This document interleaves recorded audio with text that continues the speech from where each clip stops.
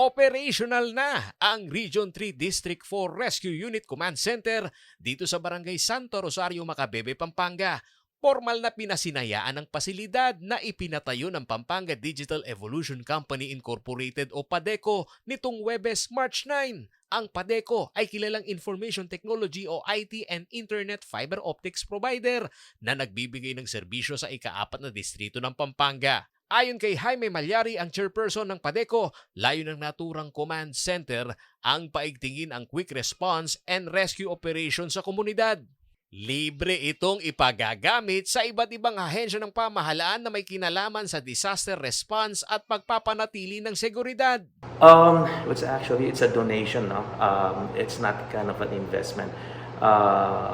Kasi hindi naman ang PADECO may-ari ng lahat ng to, right? So we are able to ask for donations for our sister companies, people that we know of, to put things together.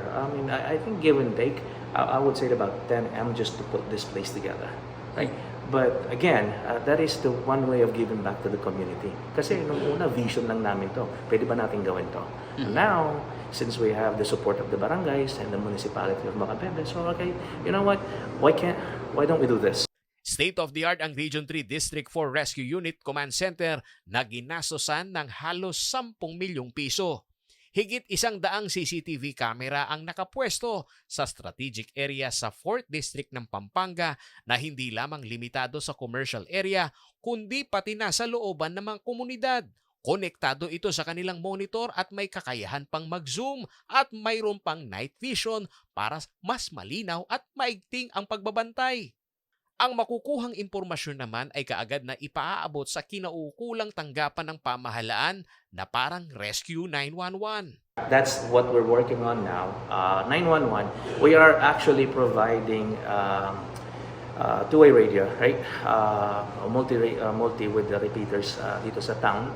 So lahat ng mga kasama dun sa program sa lahat ng mga barangay, we are issuing them a telephone sa barangay. At the same time, we are issuing them walkie-talkie, right? So lahat ng mga same with the PNP. So now what we wanted to ask them is to help us maglagay sila ng tao dito, ang mga barangays, at least one personnel dun sa side nila at maybe one or two of the PNP to monitor the place. Dagdag pa ni Malyari, ang pagtutulungan ng pribado at pampublikong sektor ang magiging susi sa matagumpay na operasyon ng command center. Well, that's what we're asking to everyone to join us and help us to sustain and maintain the facility. No? Sa tulong ng mga donors and affiliates natin, that's what we're getting now. So it's a self-running environment right now, pero how long can we do this? So syempre, kung kailangan namin ng tulong. Hindi namin magagawa lahat to without help, right? So, ang kailangan namin basically is if somebody can donate an ambulance, fire truck, mga volunteers na nasa medical, right? And also we create our own task force. So, the plan is really the quad environment. What we call the quad environment is Rapid Response Rescue Unit. Pinag-aaralan naman umano ngayon ng pamahalaang bayan ng Macabebe ang magiging operasyon at maintenance ng nasabing pasilidad. Well, actually, yun yung the next step. No? I think moving forward, yun yung pwedeng pag-usapan and then ilagay natin sa proper appropriation, budgeting. So it will take the whole of the executive and the legislative arm of the LGU to really support this endeavor. No? Ayon kay Senior Fire Marshal Officer 4 Roy Pangilinan, makatutulong ito sa kanilang mga rescue operation. Pag ganitong may actual vision, alam na namin kung saan kami pupunta at saan namin pupwesto yung mga truck. At saka yung mga magre-rescue namin kung saan sila pwedeng pumwesto para ma-rescue o mapula kagad yung sunog. Para naman sa PNP, bukod sa mapipigilan nito ang mga masasamang loob sa paggawa ng krimen dahil alam nilang sila ay bantay sarado, magagamit din umano ang kuha ng CCTV camera para sa pagpapatibay ng ebidensya pagdating sa pagsasampa ng kaso. CCTV footage, sir, lalo na pag yung nangyari, sir, is wala talagang witnesses, sir. yung mga CCTV natin, sir, yung magiging evidence, sir. As long na yung makukuha nating footage, sir, is galing po dito, sir, yung original po, sir. Hindi po siya yung secondary na ginamitan po ng cellphone o ng camera, sir, para kuhanin, sir.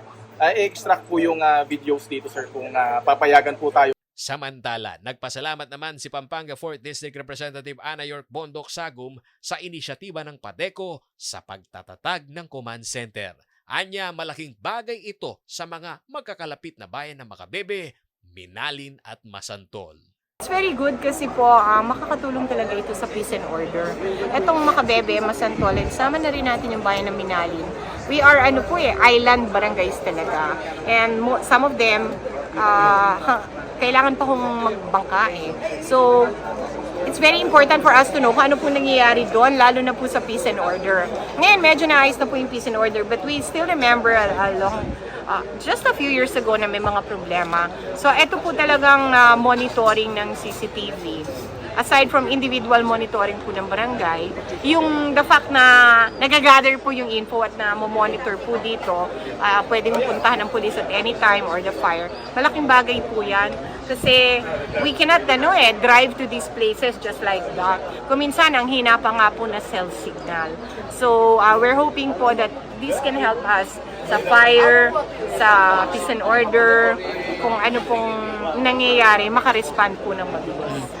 Ako si Paulo G. Santos, taga rito kasama nyo para sa CLTV 36 News. Atin to.